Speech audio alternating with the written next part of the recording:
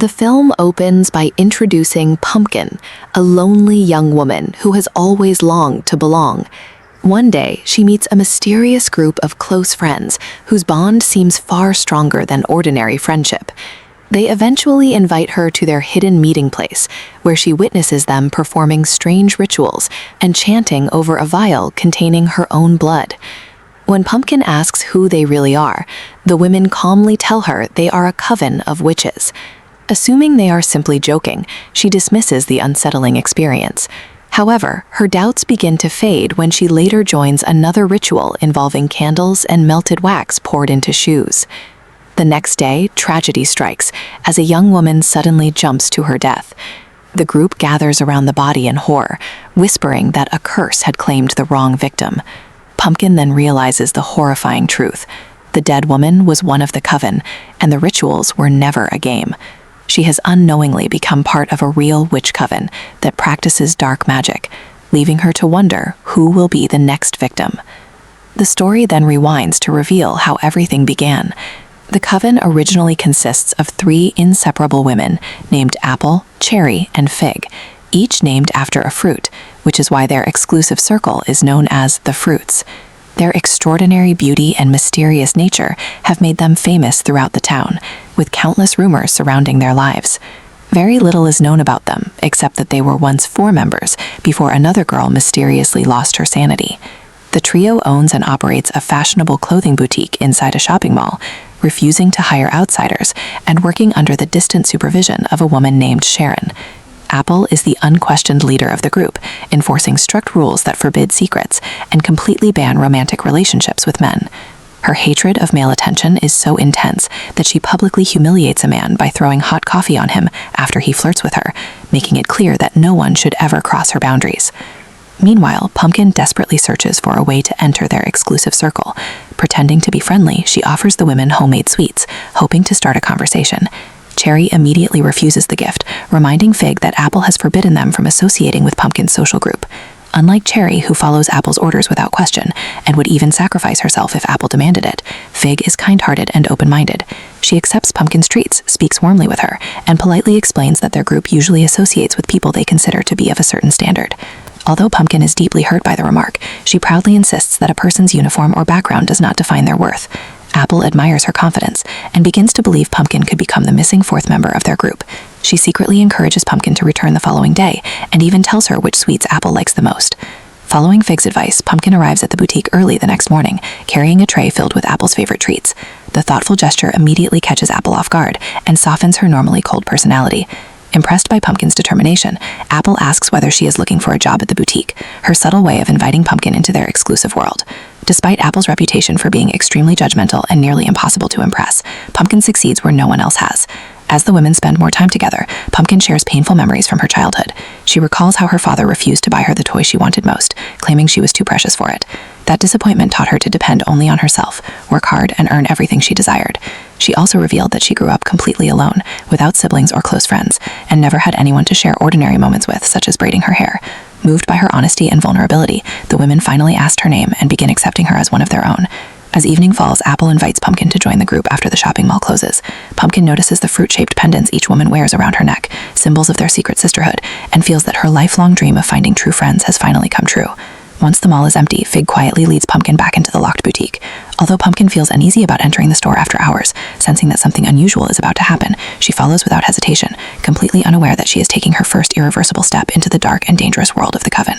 Fig reassures Pumpkin that she should stop worrying about rules and appearances, reminding her that they are no longer schoolgirls and are free to live however they choose. As they talk, Fig reveals more about the mysterious members of the group.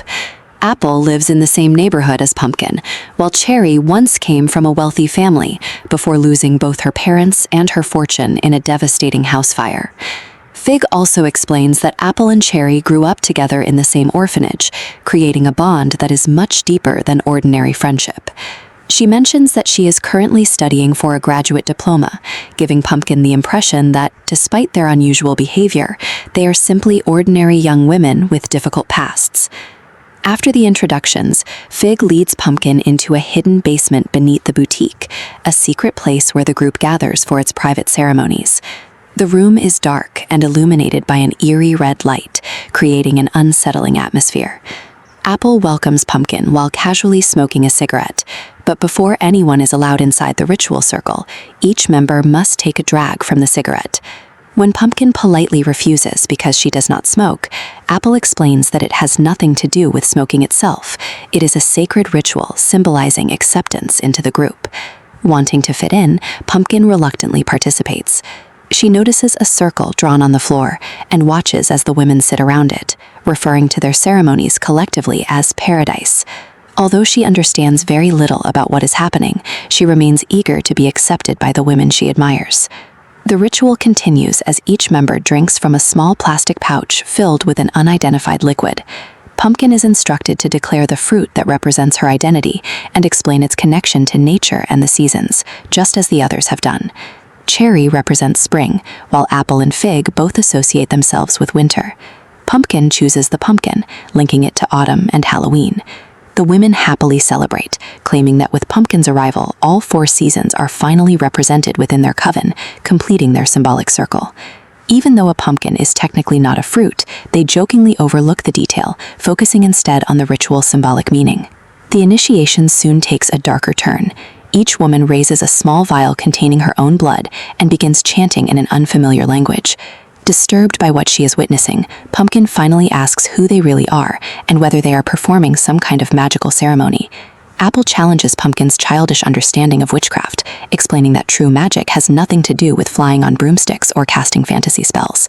Instead, she describes years of studying astrology, astronomy, alchemy, and astral projection. The women openly identify themselves as a coven of witches and explain that anyone wishing to join them must embrace their beliefs and participate in every ritual without hesitation. Apple then reveals the philosophy behind the coven. According to her, every woman deserves loyal sisters who will stand beside her, protect her, and never betray her. Their organization, which they call Paradise, is built upon 3 strict rules. First, every member must support the others like blood sisters while maintaining their beauty and appearance. Second, anyone who hurts one of them must be completely cut out of their lives, and, if necessary, punished. Third, relationships with men are strictly forbidden, and if communication is unavoidable, it must be limited to brief text messages using emojis rather than real conversations. These rules reflect the group's extreme devotion to one another and their complete rejection of outside influences. To complete the ceremony, the women prepare a strange mixture inside a woman's boot using several mysterious ingredients. Apple tells Pumpkin that one final ingredient is still missing and unexpectedly asks her to slap her across the face. Confused but obedient, Pumpkin does as she is told, causing Apple to burst into tears. Apple explains that those tears are the final ingredient needed for the ritual. Pumpkin is uninstructed to drink from the bizarre concoction, marking the completion of the first stage of her initiation into the coven. Afterward, Apple escorts Pumpkin to a small room known as the confession chamber. Inside stands only a mirror, where every member is expected to confess her deepest secrets and past sins. The Coven believes these confessions are heard by the spirit of the legendary actress Marilyn Monroe, whom they have elevated to an almost saint-like figure because they believe no man ever truly possessed or understood her. Left alone in the room, Pumpkin admits that she is genuinely happy to have finally found friends, but privately confesses that she does not believe any of the strange stories or supernatural claims the women have shared. When she finishes speaking, she discovers that the others have quietly left, locking her inside the boutique overnight as part of another bizarre test of loyalty. The following morning, the Coven returns to open the boutique and is stunned by what they see. Pumpkin emerges wearing a beautiful new dress, looking confident, elegant, and completely transformed. The women are amazed by how naturally she now fits the image of their exclusive circle. They offer her a cup of coffee to celebrate, but Pumpkin politely declines, explaining that coffee has always made her feel sick. Having survived a mysterious initiation and earned the group's approval, Pumpkin officially begins her first day working alongside the Coven, unaware that her life is becoming increasingly entangled with their dangerous beliefs. As Pumpkin settles into the life at the boutique, she quickly discovers how remarkably coordinated the 3 women are. Working together with almost supernatural confidence, they possess an extraordinary talent for convincing customers to make purchases. Their sales techniques are so effective that they manage to sell an ordinary tablecloth as if it were a rare and valuable piece of fabric within minutes. Pumpkin adapts to their methods surprisingly fast, learning that the unspoken rule of the shop is simple: no customer should leave without buying something.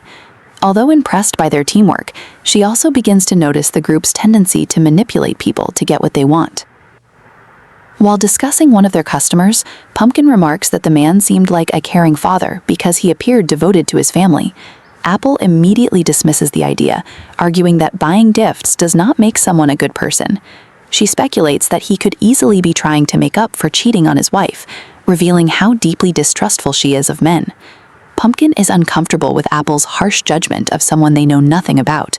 realizing that Apple's hatred toward men is rooted in personal trauma rather than facts. This difference in perspective becomes one of the first signs that Pumpkin does not entirely share the Coven's beliefs.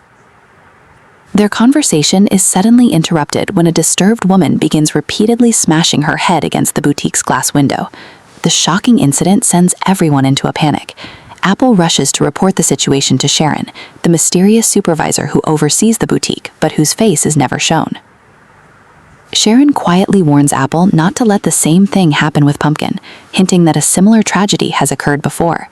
Left waiting outside, Pumpkin is confused by the cryptic warning and begins wondering who the unstable woman really is and what connection she has to the Coven.